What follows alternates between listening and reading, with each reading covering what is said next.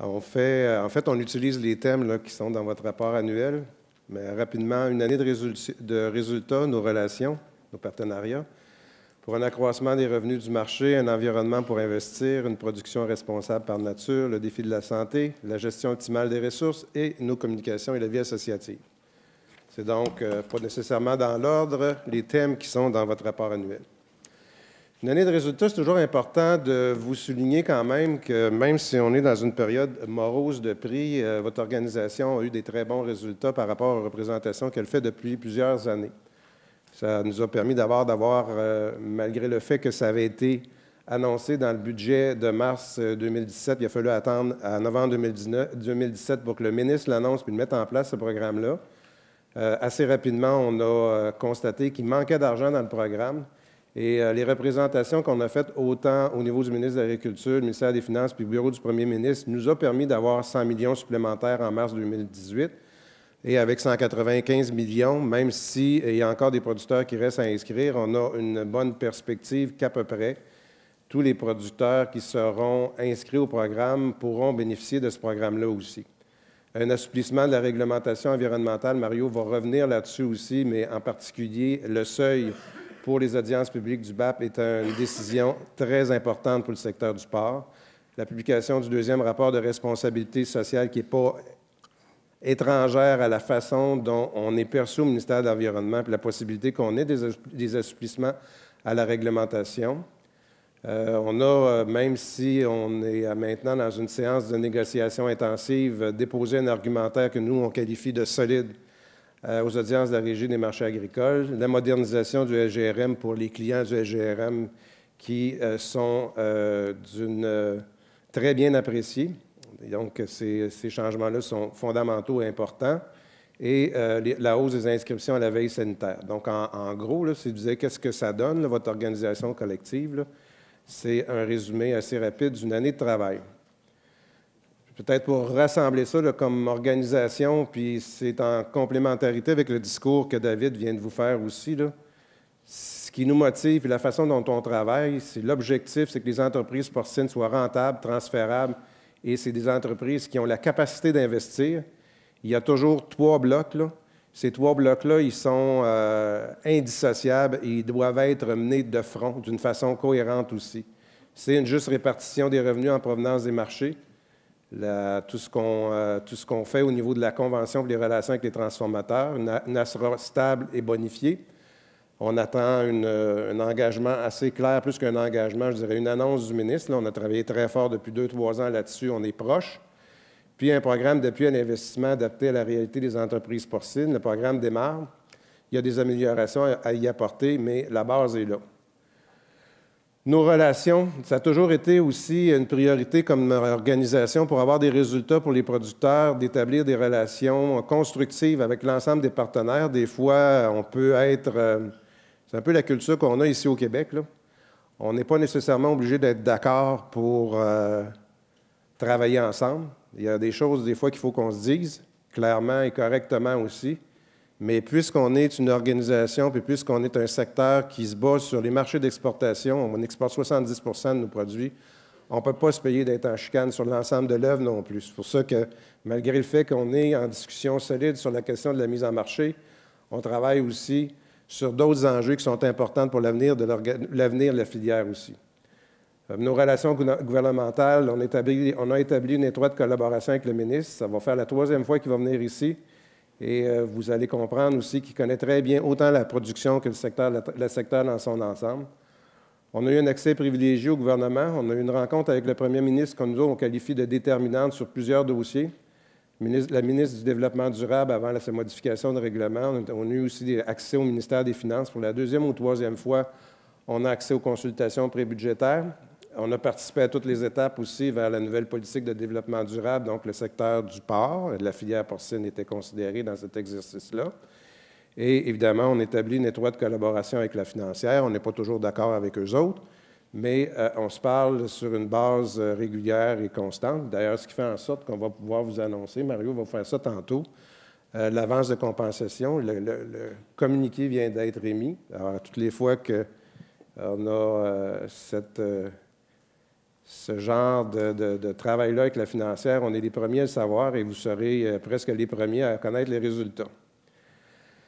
Je disais comme ça tantôt, le travail filière incontournable contre vents et marées. On travaille donc transformateurs, les gens de la KINAC, la Fédérée, les gens de l'ensemble de la filière sur différents enjeux qui sont incontournables. La santé, la recherche, la position concurrentielle aussi.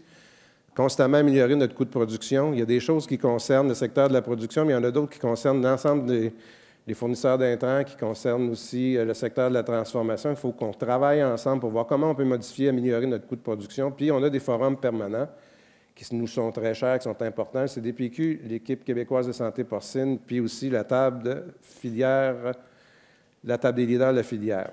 Je signale un des plus beaux exemples d'une action collective là, en termes là, de travail de filière qui est le Porcho. C'est une 4e année de succès.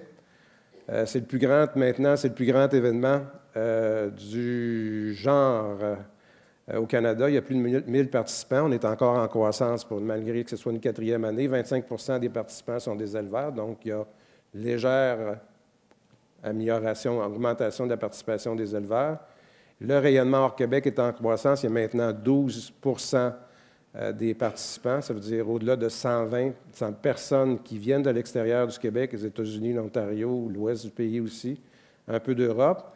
Et on a développé des nouvelles collaborations. C'est important aussi, la filière, les géants de la distribution alimentaire ne sont pas très présents dans la filière. Puis le porc chaud, c'est un moment aussi de se rapprocher de ceux qui mettent en marché directement auprès des consommateurs de notre produit, puis ça commence à donner des résultats. C'est une vitrine médiatique aussi. On a une très bonne couverture de presse. Le Conseil canadien du porc aussi, dans nos partenariats, il y a une nouvelle garde qui est Yvan Fréchette, notre premier vice-président, et René Roy, qui est devenu, comme je disais tantôt, le 2e vice-président du Conseil canadien du porc. Canada Porc International aussi, qui est un outil très important pour nous pour l'appui aux exportations, pour l'appui au développement aussi du commerce. On a aussi un nouveau directeur général qui connaît bien le secteur de la production, de la transformation du Québec, qui est Martin Lavoie, avec qui on développe des bonnes relations. L'AQC, l'Excellence du porc canadien, on a un travail continuel à faire avec sur ce projet-là. La révision du Code de bonnes pratiques, on va en parler aussi aujourd'hui. Il y a un enjeu en termes de délai, la date d'application du Code. Et il y a une question aussi qui va sûrement nous être parlée par notre représentant du CCP, qui est une demande que nous avons commencé à faire sur l'obtention d'une référence canadienne des prix. Puisqu'au Canada, connaître les prix du porc est un exercice assez aléatoire. En fait, il n'y en a pas de marché. Pour un accroissement des revenus du marché, c'est essentiellement les démarches qu'on fait sur la Convention. On a travaillé d'une façon rigoureuse pendant 8 mois. De février à septembre, on a fait une mission en Iowa, on a partagé les constats qu'on a vus à cette mission-là. On a continué à faire des observations sur l'évolution des marchés, puis on a fait une proposition aux acheteurs qui n'avaient pas reçu qui n'avaient pas une réception favorable, ce qui a fait en sorte qu'on a déposé une requête en septembre 2017. Les acheteurs se sont opposés à cette requête-là, donc ils ont contesté la recevabilité. La Régie nous a autorisé ou elle a convenu qu'elle pouvait entendre notre requête en vertu de l'article 117. On reviendra demain un peu sur les subtilités de l'article 117, puis l'autre disposition en vertu de laquelle on faisait aussi notre requête. On a déposé une partie de notre... Donc, les premières audiences ont commencé le 13 avril. On a déposé notre argumentaire économique et il y a eu la poursuite des audiences le 25 avril et l'entente de négociation accélérée qui a découlé de cette dernière journée d'audience-là. Les prochaines étapes, comme je vous dis tantôt, puis David vous l'a spécifié, on ira dans le détail de tout ça dans nos 2 heures demain. Mais juste pour vous préciser que la dénonciation ciblée, donc la dépôt officiel des demandes de modification de la Convention seront faites demain, avant 15h30, ce que feront aussi l'ensemble des acheteurs. Et aura lieu la première rencontre de négociation aussi. Là, on est à 15 jours intensifs En fait, ça va être intensif, mais il y a 15 jours de toute façon en l'espace de 4 mois qui sont prévus de négociation. Les dates sont déjà fixées aussi. Les acheteurs et les éleveurs ont convenu de ces dates-là. Et il y a déjà 6 jours d'audience si jamais il n'y avait pas d'entente. Il y a 6 jours d'audience qui sont prévus du 20 au 30 novembre pour faire des arbitrages si donc il n'y avait pas d'entente. Et la Régie a convenu qu'elle serait diligente et en principe, elle devrait rendre une décision à l'échéance de la convention qui est en cours actuellement, ça veut dire en février 2019. Je rappelle aussi, puisque nous sommes tous ensemble, c'était un peu dans le discours de David, mais je pense que ça vaut la peine de rappeler ça quand même, que la discussion alentour du prix est quand même assez fondamentale, là, autant pour les producteurs que pour l'ensemble de l'industrie. Ne serait-ce que nous avons tous besoin, dans une filière comme la nôtre, d'avoir une base solide de production pour répondre aux besoins de croissance des acheteurs.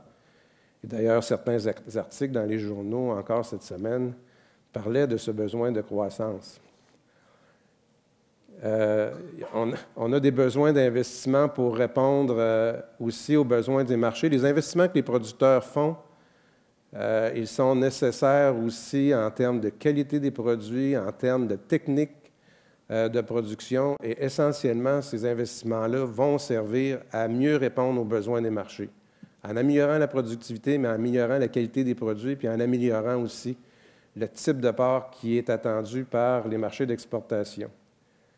On se rappelle entre nous que beaucoup de ces investissements-là sont improductifs, ceux du bien-être animal en particulier. Évidemment, il y a un programme, mais vous savez qu'à toutes les fois qu'il y a des investissements à faire, quand même, la forte proportion de ces investissements-là sont payés par les producteurs. On rappelle aussi que l'objectif d'aller chercher le plus dans le marché est une obligation pour assurer une pérennité et une acceptabilité sociale de la SRA. Ça permet aussi, selon nous, un juste équilibre des modèles d'affaires, le choix du modèle d'affaires, et évidemment aussi cet environnement-là permettrait ou doit permettre aussi de favoriser l'établissement de la relève. Donc, cette négociation-là, ces pourparlers-là sont fondamentaux, selon nous, pour l'efficacité et la rentabilité des producteurs, mais pour l'ensemble de la filière. Moi, j'ai fini mon bout.